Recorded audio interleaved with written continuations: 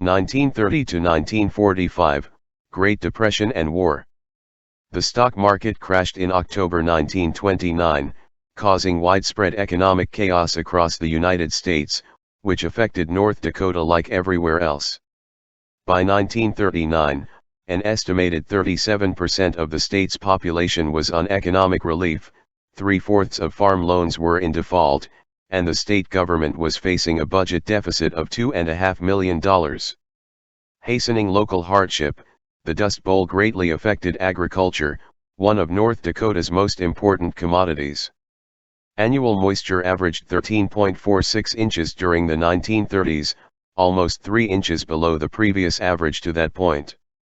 As little as 5.97 inches was recorded in 1936, with only 0.69 inches between May and July of that year, which was also the hottest summer on record. Mirroring biblical scope, grasshoppers were so bad that they blocked out the sun, and trains would crush so many of the jumping insects that it would force the locomotives to a halt. During these hard times, many farmers abandoned their rural farms to move into North Dakota's urban cities. As a result, Bismarck's population more than doubled from 1920 to 1940. Farming and ranching rebounded by 1942 when crop yields reached an all-time high. The following year was also one of the largest wheat crops to that point. Tensions of World War II started to be felt by 1940 when alien registration began at the federal building, and 75,000 North Dakotans registered for the military draft. Thomas Bowers was the first man from Burleigh County drawn for the draft. All men sent off to war were guaranteed to return to their current jobs. Those who remained that could no longer engage in the same line of business during the war became employed elsewhere in support of the war. Bismarck would become front and center in the global conflict when Fort Lincoln was repurposed as an internment camp for German and Japanese civilians and soldiers. 1930, fire destroys Capitol. Fire consumed the state capitol on December 28, 1930. The fire was determined to have been caused by spontaneous combustion from a collection of rags covered with turpentine and varnish that had been used earlier to prepare for the upcoming legislative assembly. Insurance only covered $728,000 of the resulting damage. The actual loss was in the millions. Most of the important state documents were destroyed in the fire, including all but one copy of the state constitution. Prior to the Capitol's destruction, the state had already been anticipating the need for a new capital. Completed in 1884 to be Dakota Territory's capital, 5 years before statehood, the overcrowded building was approaching 50 years old. The Liberty Memorial Building was built in 1924 to help alleviate overcrowding of the growing state government until funding for a new capital was secured, which was suddenly stifled by the economic crisis. Northern Pacific dedicates new Mandan Depot. Northern Pacific Railway dedicated a new Mandan Depot in February 1930 to replace its 1882-built depot, which itself was nearly destroyed by fire 10 years prior, and again in 1927. The new depot was built to the north of its predecessor. Initially, it was to consist of 3 separate buildings consisting of brick colonial revival design, separate buildings for the depot, beanery lunchroom, and administrative offices. Ultimately, only the depot and beanery were ever built. There are varying accounts as to the background of the depot's unique colonial architecture. Groundbreaking commenced in August 1929, and it was put into service shortly after the new year. A bronze statue of former President Theodore Roosevelt that stood since July 4, 1924 to the property's east was relocated to its present-day location immediately north of the depot at that time. It continued operating as a depot until 1979. Following that, the buildings largely sat vacant for more than a decade. In fall 1982, news circulated that Burlington Northern Railroad was eyeing to demolish the depot. Public outcry followed, propelled by the Art in the Park Committee. The railroad company put the depot up for sale the following year, instead. To their credit, they insisted that the buyer wouldn't change the whole design or anything, retaining the building's historic characteristics. Pressure mounted on Burlington Northern to donate the building. Deals fell through, including one with Northwest Development Group, who purchased and renovated the Bismarck depot.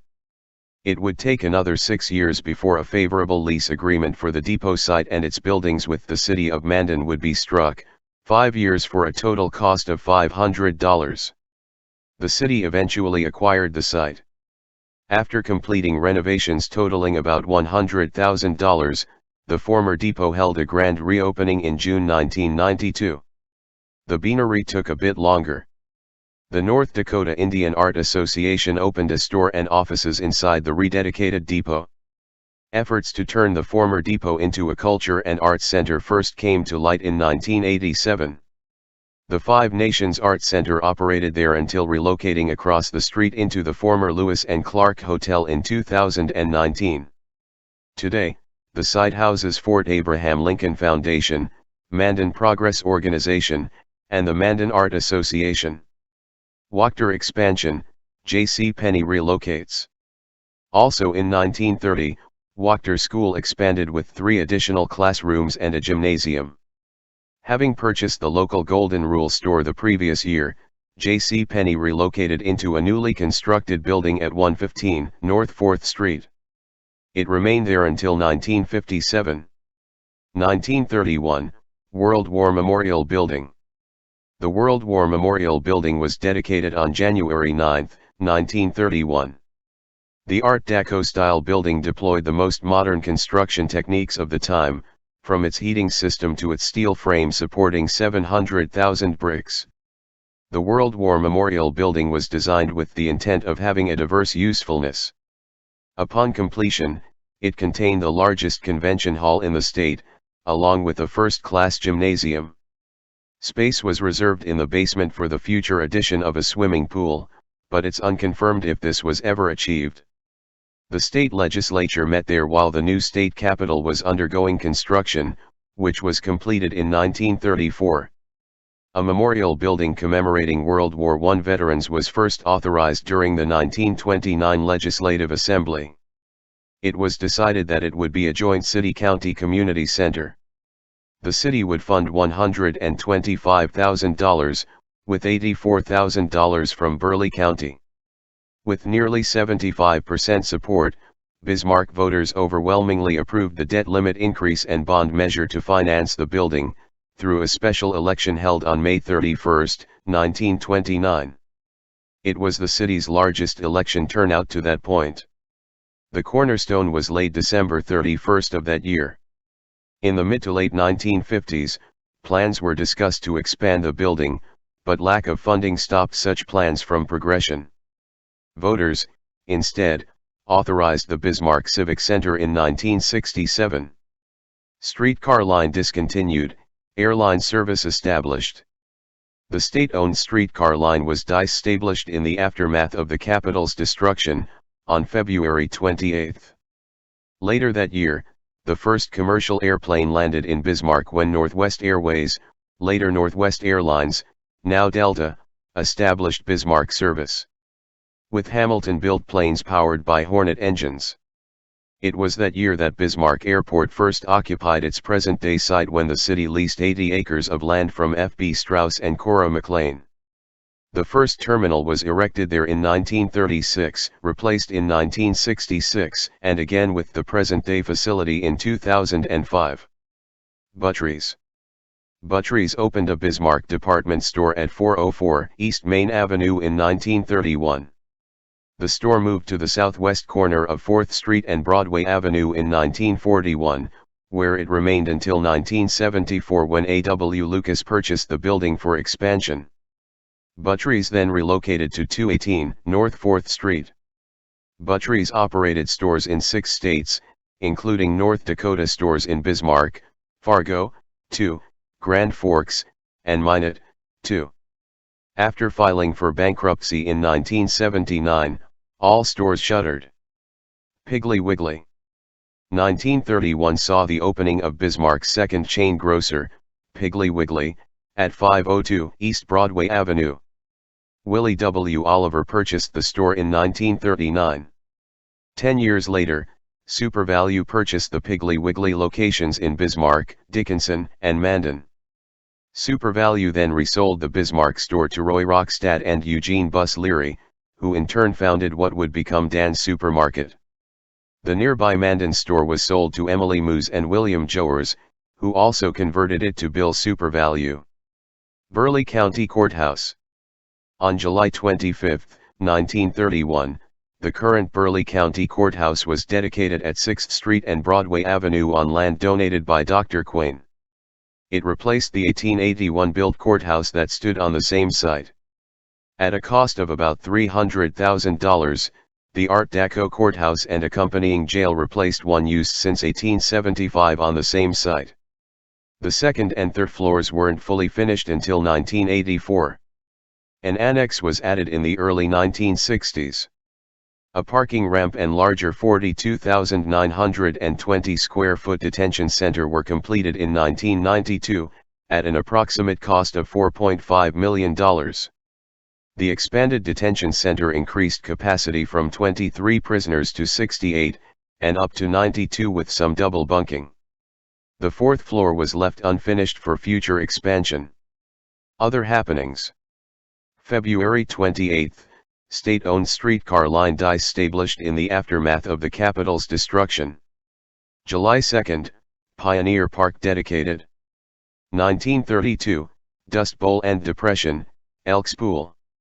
Consequences of the Great Depression and corresponding Dust Bowl were being felt by 1932. That year, the American Red Cross was providing aid to more than 52,000 in North Dakota. According to one source, only a single residential building permit was requested in Bismarck that year. Progress was being felt, however. Bismarck boasted 45 miles of streets, 23 of which being paved. The city contained 26 doctors, 15 restaurants, 14 law offices, and a whopping 27 grocers. Bismarck's first public swimming pool, named for the local Elks Club, who was its chief sponsor, was constructed in 1932 adjacent to Custer Park. The original pool was 100 feet by 100 feet, ranging in depth from 3.5 feet to 12. The park board authorized replacing the original pool for an estimated $2.5 million in 2004. 1933, alcohol re-legalized. Voters legalized the sale and manufacture of beer in September 1933. It was the first time alcohol could legally be sold in North Dakota since being admitted as a dry state in 1889, which carried over into the nationwide prohibition beginning in 1920. Peacock Alley establishes. Peacock Alley was among the first bars to establish following prohibition, opening inside the Patterson Hotel. Peacock Alley closed in the 1950s, but reopened soon after as Patterson Bar and Lounge before closing again in 1980, when the building was condemned.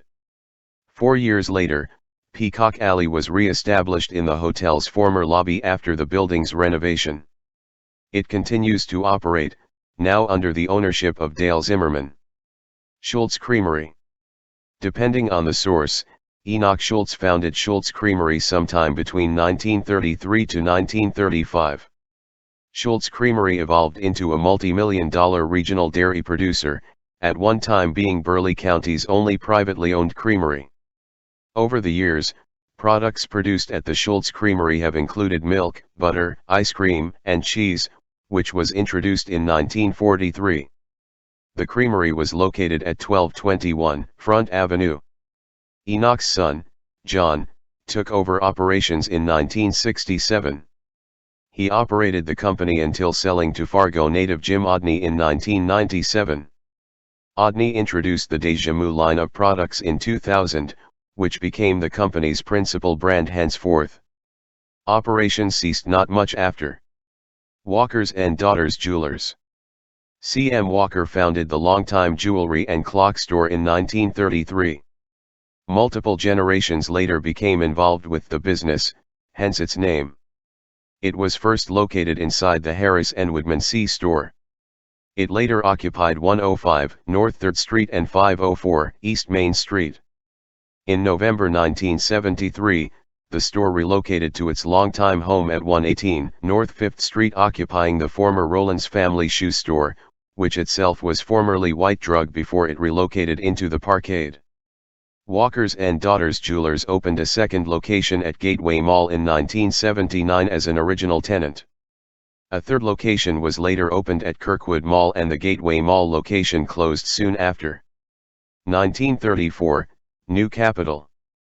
Forced to finance constructing a new capital in the midst of the Great Depression, North Dakota opted for efficiency with an Art Deco skyscraper, which would tower the city at 19 stories when completed in 1934. Its construction was turbulent, and its completion overshadowed by the forced removal of Governor Langer that same year. In the wake of the Capitol's fire, Jamestown attempted to procure the capital for itself, but voters overwhelmingly defeated the attempt in 1932, keeping it in Bismarck. Ground for the new capital was first broken on August 13 of that year, and the ceremonial cornerstone was laid on October 6. The original cornerstone was a piece of granite taken from a boulder located on the farm of Roy S. Veeder, just west of the former Fort Abraham Lincoln. When the original cornerstone was damaged, a second cornerstone was placed on September 5, 1933. This may have been more appropriate given the date was exactly 50 years after the cornerstone was laid for the original capital in 1883. Two time capsules were placed inside the cornerstone containing newspapers, copies of the state's constitution and other state documents, a city directory, cornerstone ceremony documentation, photographs, and numerous other items. On May 16, 1933, construction workers went on strike for better working conditions and a pay increase to 50 cents per hour. The strike lasted for weeks, and resulted in several arrests and injuries. Governor William Langer declared martial law on June 1 to put an end to the strike. The new North Dakota state capitol was mostly complete by spring 1934 with dedication planned for June, but it wouldn't be formally dedicated until September that year and formally occupied the following January. It's very likely that Governor Langer's felony trial and forced removal is what delayed dedication.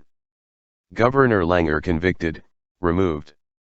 As their new capital neared completion, North Dakotans shifted attention to the controversial felony convictions, and forced removal, of their governor, the infamous William Wild Bill Langer.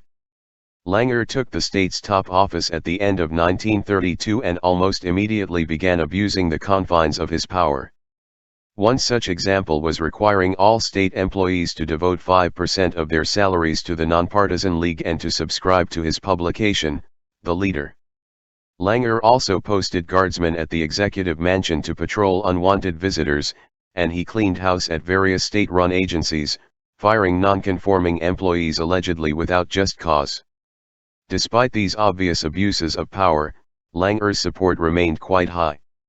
In 1934, Governor Langer was charged with 2 felonies, conspiracy to extort funds from federal employees, and blocking orderly operation of an act of Congress. 7 others were originally charged. 4 of them stood trial with Langer, 2 of which staff members of the Leader. The trial began on May 22 in Fargo and spanned more than 3 weeks. 12 jurors would decide the fate of their controversial governor. Langer and his co-defendants entered a plea of not guilty and denied all charges. The deadlocked jury deliberated for 60 hours before voting to convict Langer and his co-defendants at 11:25 p.m. on June 16, delivering the verdict shortly after midnight. The convicted faced a maximum fine of $10,000 and up to 2 years in prison. Langer was sentenced to 18 months in prison and required to pay the maximum fine. 3 of his co-defendants were sentenced to 13 months in prison, with a fine of $3,000. The remaining co-defendant, Harold McDonald, was sentenced to only 4 months. Following his felony convictions, the North Dakota Supreme Court ordered that Langer be removed from office and replaced by his lieutenant governor, Ole Olson. On July 19. Langer did not relinquish his position willingly. When the United States Congress officially recognized Olson as governor, Langer declared North Dakota secession from the United States. He then declared martial law and called a special legislative session, where he would appear before the House and proclaim, "I am still your governor." Langer asked for impeaching members of the state Supreme Court and his replacement, Ole Olson. Finally accepting his fate, Langer eventually stepped down and Olson assumed governorship. Even so, the combative former governor remained residing at the governor's mansion. Langer's wife, Lydia, ran for governor later that year, but lost. After 3 additional trials, Langer was acquitted of all charges and then re-elected governor, serving again from 1937 to 1939. He then represented North Dakota at the United States Senate until dying in 1959. Mandan Billboard. The original Mandan letter billboard was placed atop Crying Hill facing south. Its intended purpose was to be a geographic marker for airplanes. The original sign was 300 feet long and 70 feet high, with the ND portion 85 feet high. It involved 12 gallons of paint and 47 truckloads of stone, mostly broken pavement taken from the widening of 6th Avenue NW. Plans for the sign began as early as 1928, when the Squirrel Club announced its intent to plant a 20-25-foot-high rock sign on Crying Hill. They also intended to later add "Where the West Begins," which is still Mandan's official slogan. It was rehabbed in June 1959, at which point a second row was added using painted railroad timbers with the words Trail West to highlight Fort Abraham Lincoln State Park and a Custer-based drama that was the precursor to today's Medora musical. It is unclear when the second line was removed, but the original Medora drama ended in 1968. The stone lettering originally spanned the hill's south side.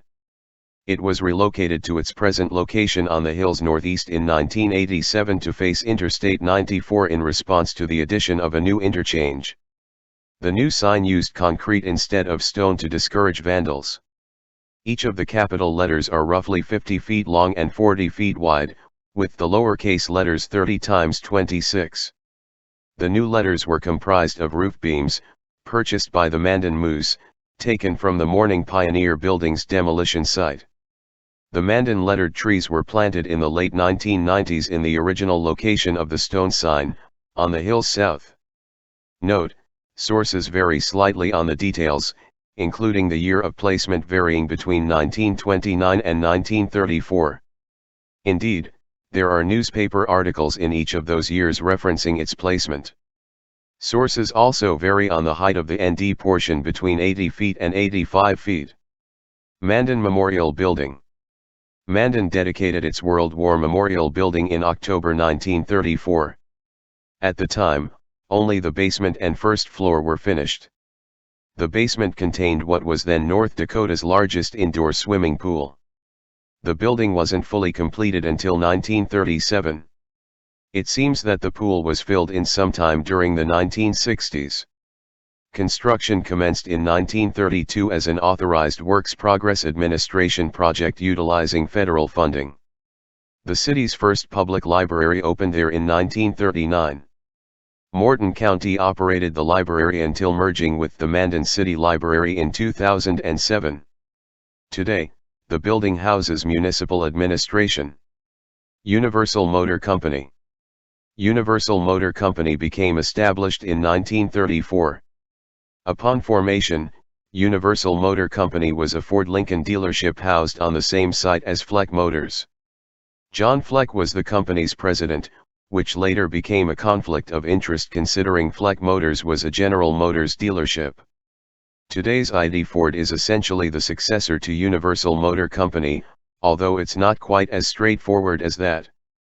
Universal Motor Company evolved into McCarney Ford in 1957 and Holmes Ford in 1977 before closing 1 year later.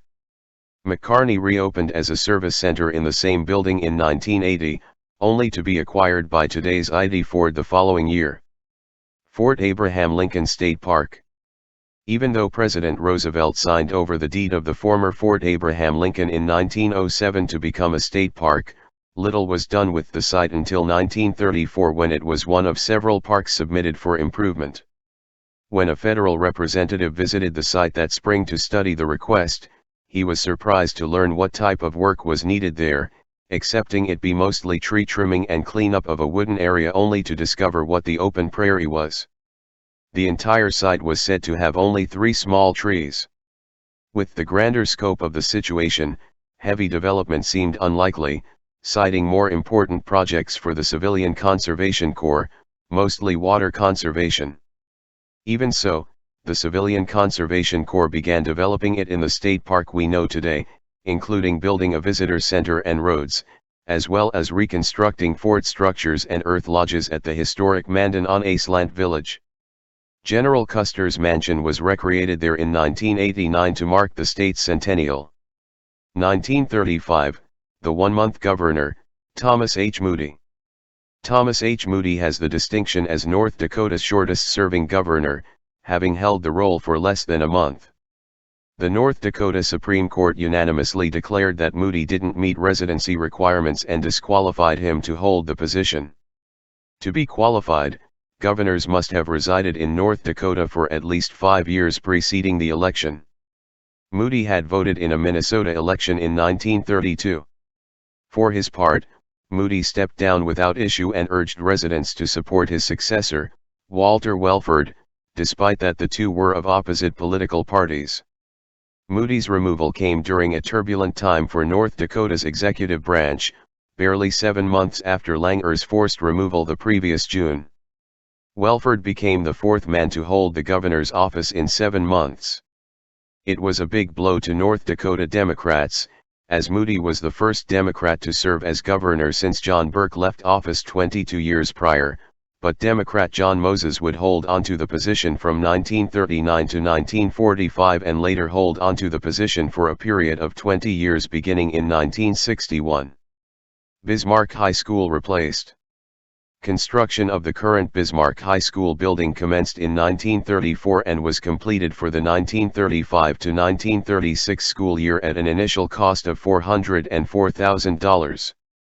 The school board considered 3 different sites before choosing to build the new high school immediately adjacent to the 1912-built schoolhouse that housed both junior and senior high students, bustling with 634 students at the time. The former schoolhouse continued to house junior high students until 1962. Its demolition was approved in 1963. Today, Bismarck High remains housed inside the 1935-built Art Deco schoolhouse, which has received numerous renovations and additions through the ensuing decades. The building's first significant, and by some accounts its largest, expansion was completed in 1963, after voters approved a $1.85 million bond measure that also funded a second junior high, today known as Simley Middle School, to complement Hughes Junior High. It also provided funding to demolish the 1912-built former high school. In addition to a new classroom wing to its south, the project added an additional physical education classroom, music room, and an expanded gymnasium to the northeast.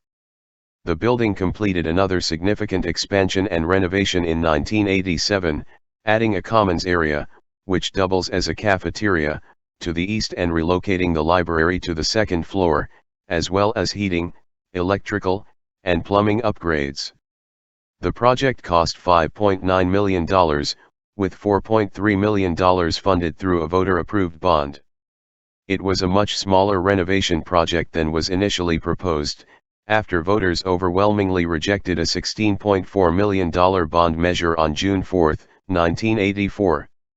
The larger proposed modernization contained 3 phases that also included a new gymnasium, swimming pool, and additional parking. In anticipation of the full expansion, the district previously purchased 33 properties in a 2-block area for $2 million to be demolished, many of which were already condemned, with plans to engulf portions of 8th Street and Avenue D. On April 30, 1985, voters defeated a smaller $9.8 million bond measure, $5.3 million of which dedicated for Bismarck High. That November, voters narrowly approved a revised proposal that shifted $1 million away from Bismarck High's improvements for other projects.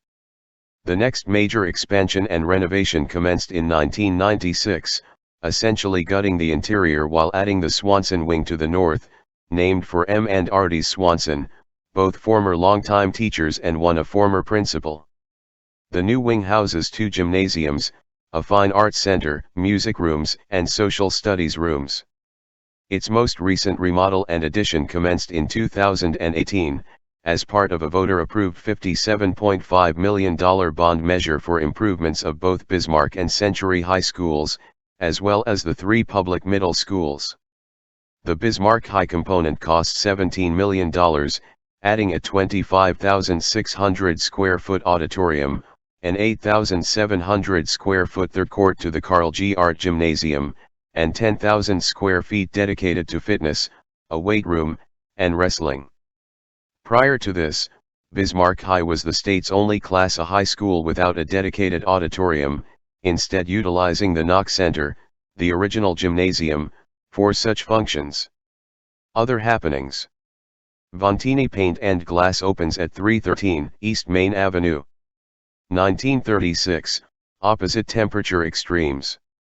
1936 was a particularly cold, and hot, year, reaching both the lowest and highest recorded temperatures in the same year. On February 16, the officially recorded temperature tied with January 13, 1916 for the all-time coldest at -44 degrees Fahrenheit. Conversely, that summer, Bismarck established a new record of consecutive days, 18, above 100 degrees, culminating with the highest all-time recorded temperature of 114.3 degrees on July 6. The 18-day streak was tied in July 2021. The all-time hottest record was nearly matched on June 29, 2002. The Ring. An amateur boxer himself, Edward Patterson established The Ring, a boxing-themed bar and restaurant located at 117 North 5th Street. 1937, Sharks Menswear. 1937 witnessed the opening of Sharks Men's Store in Bismarck. Established by Leo Shark, the enterprise was independent of the Sharks clothing store first founded by his father, Herman, 26 years earlier in Devil's Lake. A Minot store eventually followed. Leo's son, Evan, later will operate his own independent menswear store as Evans Menswear. The two operations eventually merged to become Sharks and Evans Menswear. That store was an original tenant when the Parkade opened in 1970, of which Evan was a principal partner in. Evan sold the menswear store in 1977 to concentrate efforts as an investor and real estate broker, but the retail store continued until at least 1979. Federal Building expansion. The 1913-built Federal Building received a large addition on the building's north side in 1937. At the street level, the two sections blend as one. National Guard acquires former Indian school site. Following a formal application by Governor Langer, North Dakota's National Guard took possession of the former Indian school site in October, originally with a temporary use permit granted by the Department of Interior. The controversial boarding school had operated on the site since 1907. The federal government deeded the land to the state in 1944. It was renamed Frayne Barracks in honor of the late Brigadier General John H. Frayne the following year, in 1945. Frayne was a longtime member of the Guard.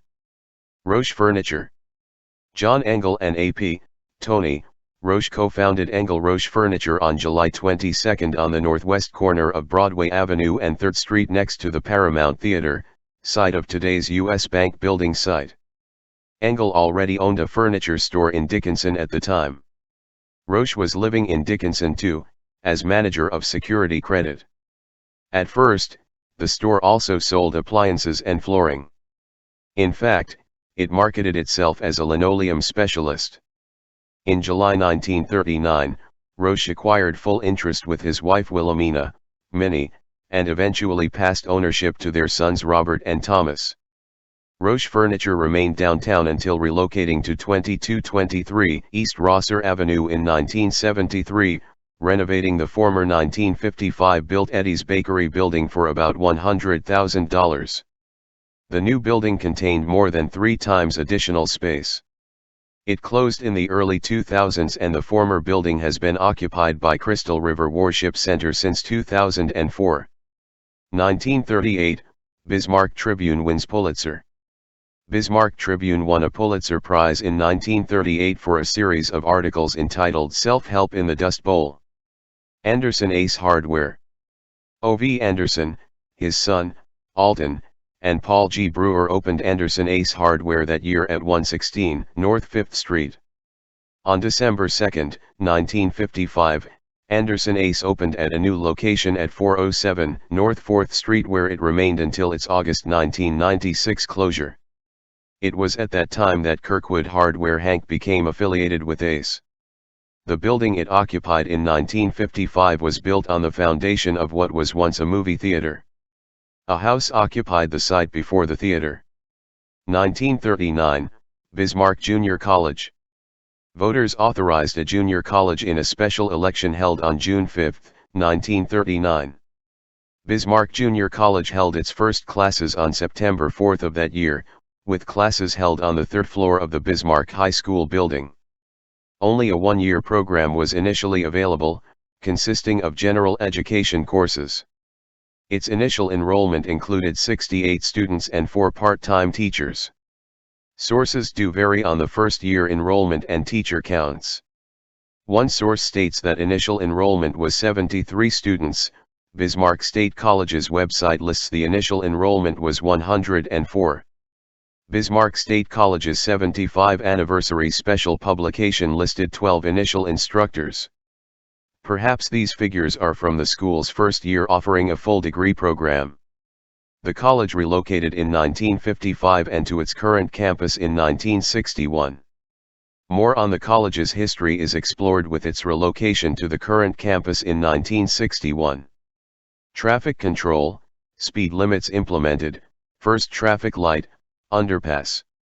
Local speed limits were implemented for the first time in 1939, but only on certain stretches along Main Avenue, 25 miles per hour between 9th and Washington Streets, and various ranges of 30 to 40 miles per hour between 12th and 26th Streets.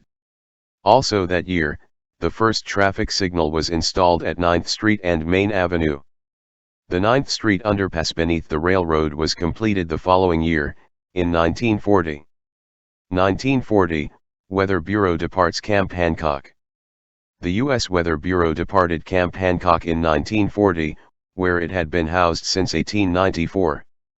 The camp was among Bismarck's earliest establishments, as Camp Greeley in 1872, as an infantry post and supply depot. The Department of Agriculture used the facility until 1949, when it was gutted by a major fire caused by the furnace. At that time, the building was donated to the State Historical Society, who began restoring the damaged building. Camp Hancock was designated as a historic site on October 12, 1955. A vintage 1909 Northern Pacific Railway steam locomotive was donated to the site during its dedication ceremony. The locomotive underwent restoration in 2010, which included a long-awaited shelter. The historic Bread of Life Church was added to the site in 1965. Kuhlman's Motel. John Kuhlman originated Kuhlman's Tourist Court at 2009 East Main Avenue. It contained 20 cabins equipped with showers, kitchenettes, and garages. By at least 1950, it had evolved into a modern motel, which operated until at least 1985. The building was demolished in 1986 to produce additional parking for Kroll's Kitchen, which had the same owner. 1941, Fort Lincoln Internment Camp. Bismarck became an integral part of World War II when Fort Lincoln, located just south of the capital city, was designated an internment camp to house German and Japanese civilians and POWs. Italians were originally intended for Fort Lincoln as well, but were instead placed in a camp located in Montana. It became the largest of such camps in the United States during the war, housing roughly 4,000 detainees by the time the last prisoner departed in March 1946. Fort Lincoln's first detainees arrived on June 2, 1941. Germans housed there called the Camp Friedrichsruhe after the home of the German Chancellor Otto von Bismarck. For the most part, those detained at Fort Lincoln were able to maintain an ordinary life. The detainees established their own city within the camp, complete with a cafe, barber shop, doctor's office, and even a casino. While Japanese detainees probably felt alienated, some of the Germans felt so acquainted with the German-influenced surroundings of the area that they took up residency following the war. Even so, a prison is still a prison, and one source says there were 7 escape attempts. Only one was apparently successful. It was made by German seaman John Marconi in 1941. Marconi tunneled himself beneath the 10-foot-high security fence, evading authorities for 3 days before being recaptured. He was charged with grand larceny for the theft of a rowboat used in his escape. 2 suicides were also reported at the camp. Each prisoner housed at the camp was allowed 1 cup of coffee and 5.125 pounds of food per day. A newspaper article from September 1941 listed a hearty menu for the day, consisting of fried eggs with bacon and cooked oatmeal for breakfast, pea soup, sauerkraut with potatoes and pork, an apricot dessert for lunch, and meatloaf with creamy mashed potatoes and tea for dinner. Fort Lincoln was first established in 1895 as a military base to replace the similarly named Fort Abraham Lincoln, located south of Mandan, well known as the post commanded by General Custer. The brick buildings that remain at the site were constructed in 1903. The fort was abandoned in 1913, only to reopen again during the 1930s as the state headquarters for the Civilian Conservation Corps, who constructed many prefabricated wooden buildings on the site. Following World War II, the Army Corps of Engineers used Fort Lincoln as the headquarters for the Garrison Dam project until its completion in 1954. In 1966, the government declared it surplus, and in 1969, it became United Tribes Technical College, which remains today. Fire guts Morton County Courthouse. Also in 1941, the Morton County Courthouse in Mandan is destroyed by fire. The 56-year-old brick building was built in 1885. Initial damage estimates were $50,000. Few loose items were saved, but most of the official records housed in a fireproof safe were salvaged. Logan's Grocery closes. Logan's Grocery closed after 64 years. Austin Logan established Logan's Grocery in 1877. With only $200 in his pocket, Logan had arrived in Bismarck from Connecticut a year earlier, at the age of 21. He built a new store on the same site in 1881. Logan's son, Roy, bought the business from his father in 1915 and constructed the present-day Logan Building in 1917, where it remained until closing. The Logan Building, also known today as Logan's on 3rd, was gutted by fire in 1984. A $1.75 million renovation was completed in July 1986. It has housed numerous tenants over the years, including a namesake restaurant, later Café Aroma, and May's Camera and Model Shop. Passing of a pioneer, C.B. Little. Colonel Clarence Belden C.B.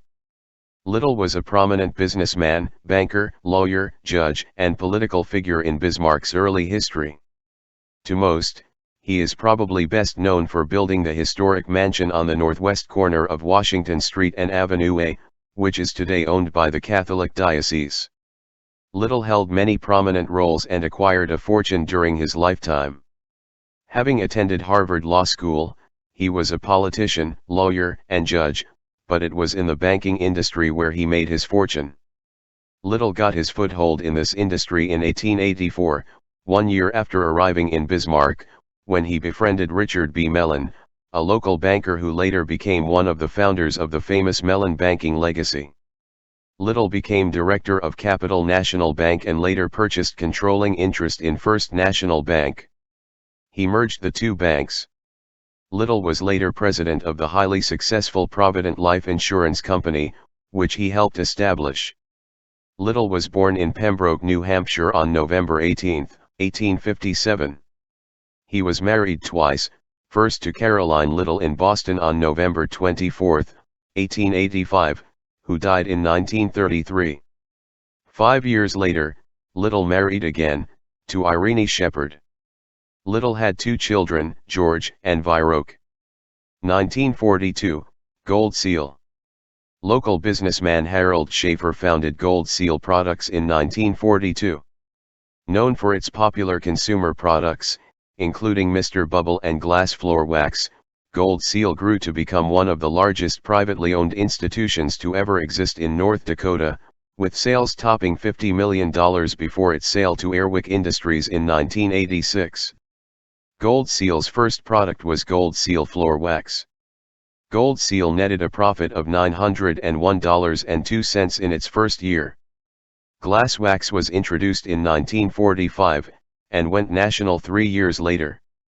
Snowy bleach boosted Gold Seal's revenues during the 1950s, and the company's most iconic product, Mr. Bubble, debuted in 1961. The former Gold Seal corporate headquarters, located on Divide Avenue in Bismarck, now houses various offices. The building, still known as the Gold Seal Building, is easily recognizable due to its gold-tinted windows. Prior to this location, Gold Seal was headquartered in downtown Bismarck. Sundle's, Jack and Jill. Al Sundle founded East End Grocery at 308 North 13th Street. It later was renamed Sundle's Grocery. In 1958, Sundle affiliated with the Jack and Jill franchise group and relocated to 225 West Broadway Avenue at what was formerly a Piggly Wiggly. It was sold to Glenn Wright, a Fargo grocer, in 1981, when it became Glenn's Jack and Jill. Today, the building houses Feist Electronics. 1943, Mandan flooding.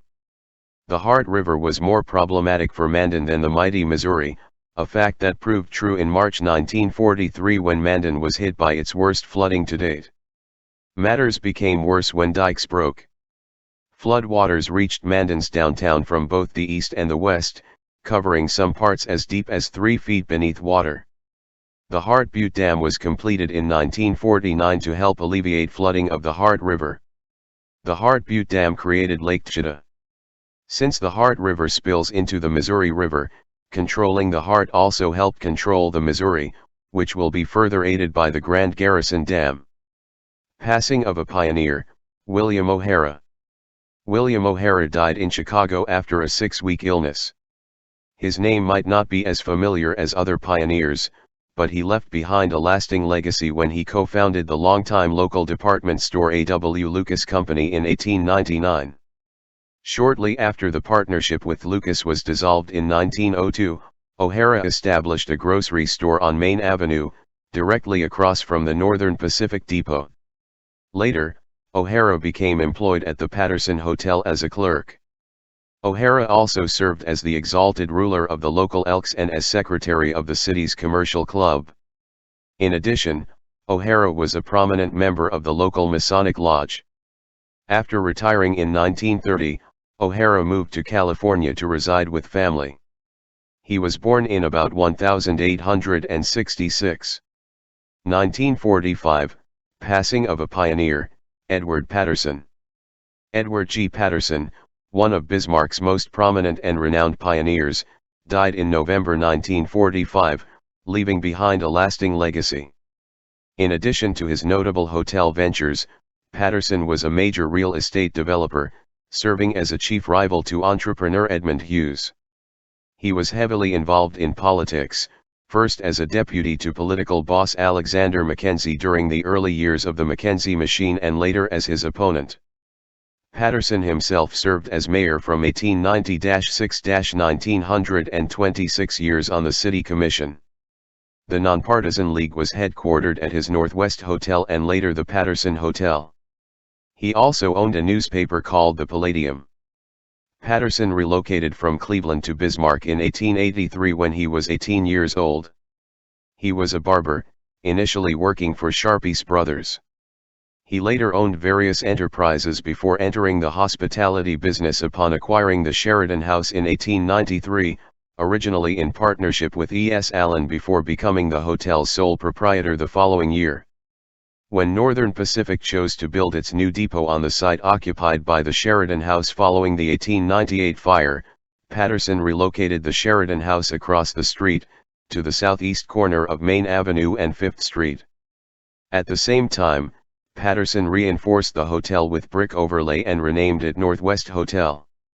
Patterson expanded his lodging empire when he constructed the Sioux Hotel in 1906.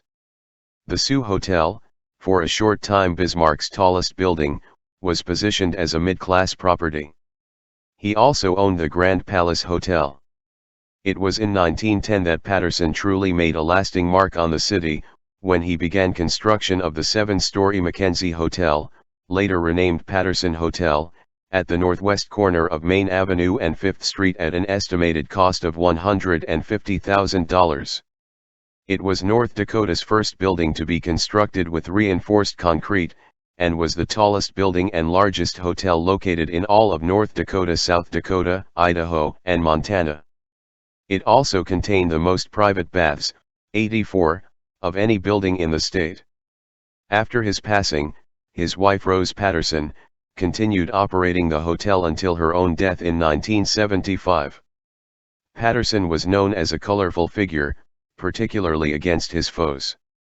In 1897, in response to ongoing criticism of colleague Alexander Mackenzie, Patterson and a man named McGahey broke into the offices of the Settler Weekly newspaper to steal its printing press and dump it into the river. The couple also delivered a severe beating to the paper's editor. Patterson was equally as colorful against another nemesis, local entrepreneur and philanthropist Edmund Hughes. Their adversarial relationship ignited when Hughes Electric sought to acquire the local electric franchise against the Mackenzie-backed utility owned by Charlie Thompson. Patterson ordered the wires and electric poles cut down in response. When running against Patterson in 1922, Hughes was horrifically beaten and put in the hospital for a week. Comically, it is said that Patterson temporarily renamed the Sioux Hotel Princess Hotel as a spoof on the Hughes-owned Prince Hotel before it became the Patterson Annex. Edward Patterson was married to Agatha in 1886. Their only child, Sadie, was born in 1888, however she passed away just 1 year later. Following Agatha's death in 1923, he later married Rose Judge Patterson. Cathedral of the Holy Spirit. Bishop Vincent J. Ryan dedicated the Art Deco-style monolithic concrete Cathedral of the Holy Spirit on August 30, 1945 after 4 years of construction and nearly 30 years of planning. The Great Depression and World War II delayed its completion. The first cathedral school opened that year as well, housing 153 students in 4 classrooms. It was replaced by the current school in 1956. The cathedral completed renovations in 1993, which also added a gathering space. Land for a cathedral was purchased as far back as 1917 by Bishop Werle, who contracted Milwaukee architect Anton Doman in 1921. Doman designed a total of 5 churches in North Dakota, including the Richardson St. Mary's at Assumption Abbey and Mandan St. Joseph. Doman presented 2 designs for a cathedral, but the Great Depression put plans for the Grand Church on hold. Preparation resumed in about 1940. It was among the first tasks Bishop Ryan undertook, who hired architect William F. Kirky of Fargo to design the cathedral. Kirky aided in designing the current state capitol the preceding decade, which was also an Art Deco style. Kirky's design much resembled one of the designs first presented by Doman. Groundbreaking occurred in September 1941. The cathedral was partially incomplete upon its 1945 dedication, particularly furnishings. This was in large part due to material shortages resulting from the war.